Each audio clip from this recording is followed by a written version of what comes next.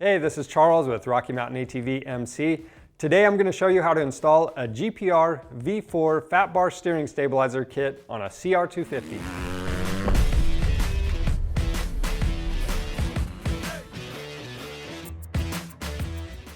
When you ride off-road, the terrain can be really unpredictable. Things like tree roots, rocks, dips, bumps can knock the front wheel out of its intended line of travel. This increases rider fatigue and maybe even a loss of control. Another scary thing is head shake. Now this happens when you're out in the desert or riding at high speeds. That's where a steering stabilizer comes into play. It helps to cure these problems. It keeps the front wheel where you're trying to make it go over rough terrain and at high speeds. So we're working on a 2004 CR250R, but this procedure will be similar for a lot of different dirt bikes. So I'm going to go ahead and show you how to get this installed.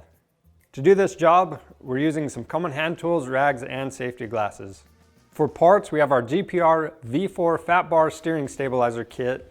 It's available on our website, and one of the nice things about it is that it's low profile. It's going to stay out of the way. And when we put this on, make sure you refer to the instructions that came with it, as well as your model-specific service manual for more information, proper procedures, and specs. The first thing we need to do on the bike is check the steering stem bearings to make sure they don't need to be replaced or serviced at this point. So how you check these out is you're going to check them for notching, and we've got our bike on the center stand already. So what we'll do, we'll just move the bars side to side and check to see if we feel any notching. And if you do, then you'll want to replace them. The other thing you can do is you'll check for free play in the steering stem bearings. So what you'll do is grab onto the bottom of the fork and use one hand on top of these handlebars and try to rock these steering stem bearings back and forth. If there's any play, then you'll want to take care of that before you go any further. Next, we'll remove the bar pad and front number plate.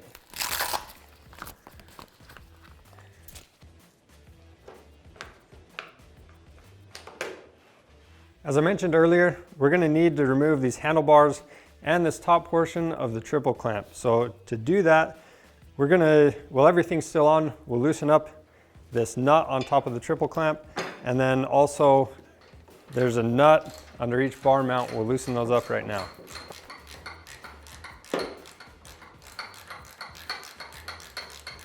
With these bar mounts loosened up, we'll go ahead and remove the nuts.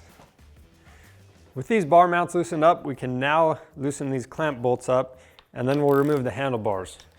So when we do that, I'm just going to lay out a rag on the front fender and let the handlebars sit on that, but you can do it however you want.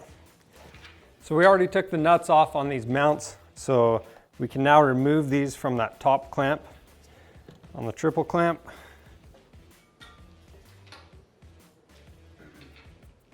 And we'll remove that rubber collar out of the bottom as well.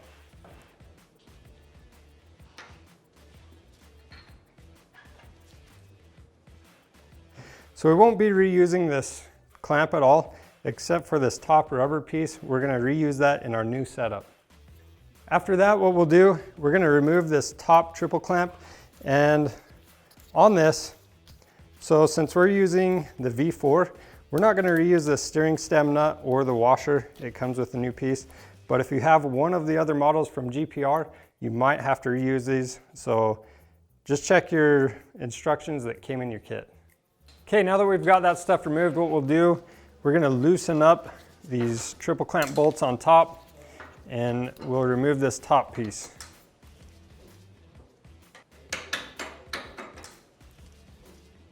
After that, I'm just going to take a rag and wipe all the dirt from around these steering stem head bearings and off the frame, and also wipe these fork tubes up. So now we're ready to install this frame mount, and to mount it up, we'll just slide it down onto the frame, and we want the top part of the mount flush with the frame. So now that we've got this flush, what we'll do is we have some set screws. They're a 3mm Allen key, and we'll tighten those up just enough to where you can see the mount pull away from the frame just a little bit. And we'll repeat the same thing on the right side.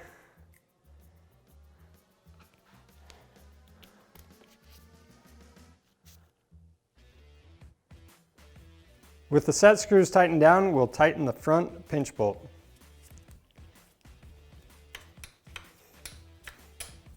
The next thing I'm going to do is clean up our top piece on our triple clamp before we put it back together. Then we can just slide this back down into place. Now if you have a KTM, this part will be a little bit different. We also have a video for the KTMs, so be sure to check that out. And like I mentioned earlier, our kit comes with a different steering stem nut. So we're going to install this, and our instructions say to install it without the washer underneath it. So we're going to put this on, and our instructions say to torque it down to 50 foot-pounds. With the steering stem nut torqued down, we can now tighten up these triple clamp bolts, and we'll torque them to spec. Now we can put our handlebars mounts into place, and to do that, like I mentioned earlier, we're saving the old rubber cushions from the top. We'll put those into place, and then on this model, it uses an aluminum spacer in the bottom. So we'll slide that into place, and this is just a 10mm Allen head to tighten it up.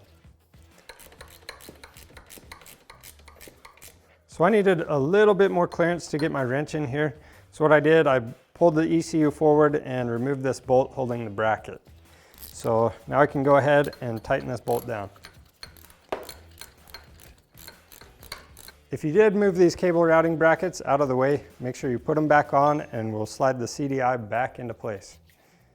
Now that we have the mount installed, we'll go ahead and remove this top clamp, get it out of the way.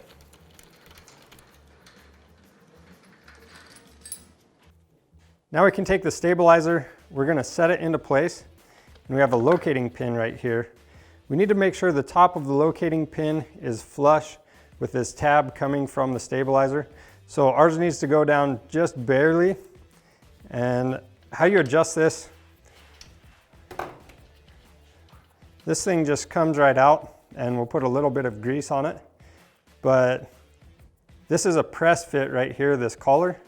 And to adjust it, you either tap it down this way, or you can flip it over and tap the pin down the other way, whether you need to go up or down. So we're going to put it in and tap it down just a little bit and recheck everything. I'm going to go just a little bit more.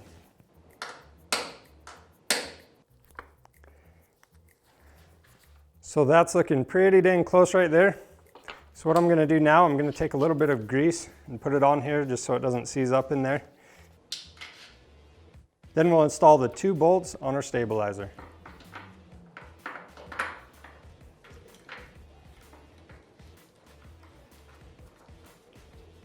Now that we have our stabilizer mounted up, we'll go ahead and reinstall our bars and our front number plate.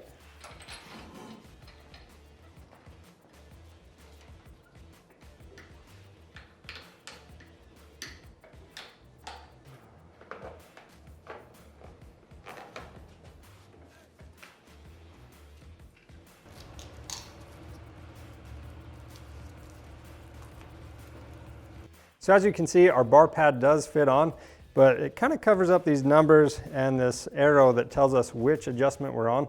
So whatever number this arrow lines up to, that's what number you're on. And this thing has a lot of adjustability. It has several different combinations of high and low speed settings. So you'll want to refer to the manual that came with this, and that way you'll know how to adjust it for what you want it to do. And that's all there is to installing the GPR V4 steering stabilizer. It's pretty simple to do, and it can make a huge difference in your bike's handling. If you need this part, it's available on our website. We also have a ton of other options on there. We have OEM and aftermarket parts. So be sure to check that out and subscribe to our YouTube channel, because we have a ton of other helpful videos on there. That's all for now. Thanks for watching.